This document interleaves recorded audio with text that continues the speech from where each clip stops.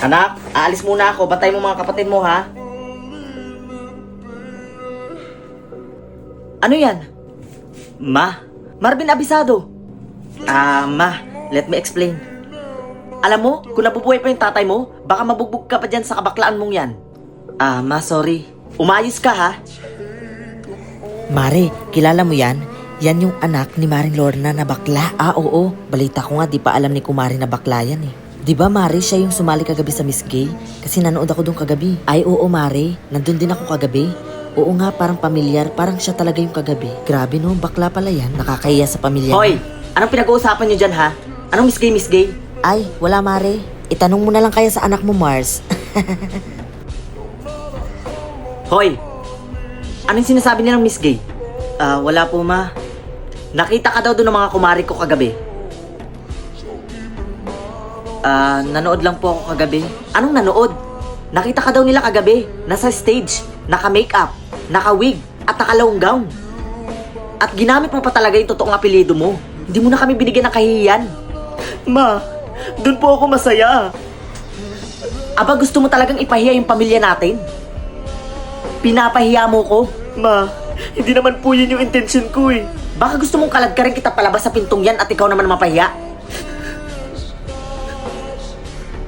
O, dito ka muna kumain ha, habang wala pa si Mama. Marvin, tulungan mo naman ako buhatin yung mga napamili ko. Ama?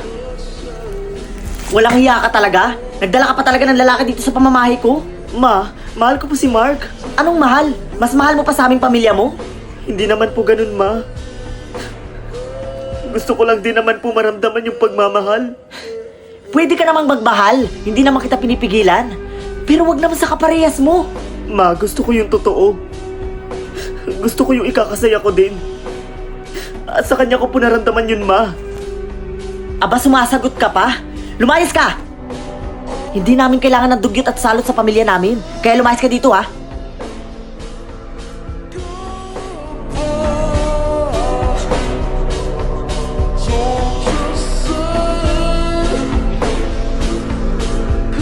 Hello guys! Huwag niyo munang i-scroll. Manood naman kayo ng vlog ko guys para alam niyo rin yung kaganapan sa buhay ko. So for today's video guys ay maliligo po kami kasama ang pamilya ng asawa ng ate ko. Kasi maliligo po kami guys sa Luyang Pantalan, Paninirungan, San Roque, Northern Samar. Sumakay po pala kami dyan guys sa bangkang de motor kasi tatawarin pa po namin ang Pantalan para makapunta doon sa Luyang. Sobrang ganda ng tubig guys kasi napakalinaw niya, grabe.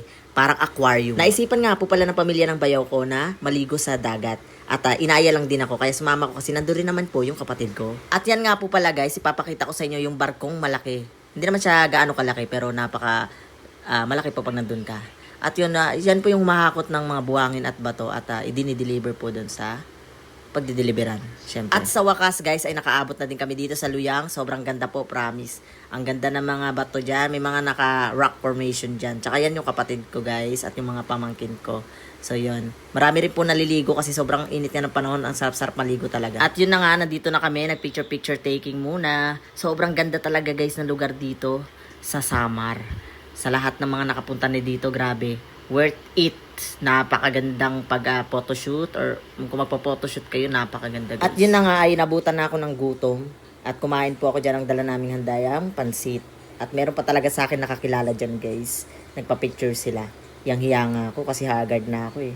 Pero maraming salamat po sa suporta nyo at pagtangkilik sa mga video ko. Thank you guys. At ayun na nga guys, nagsipagligo na sila dahil sobrang init nga. Ang sarap-sarap talaga maligo.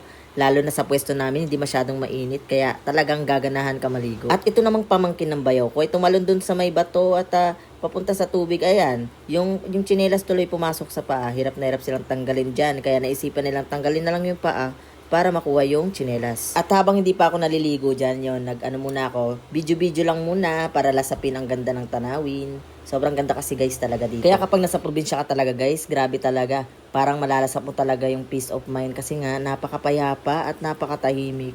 Sobrang ganda ng tanawin. At habang hindi pa ako naliligo guys, so yun, naglakad-lakad muna kami. Nilalasap muna namin ang ganda ng tanawin.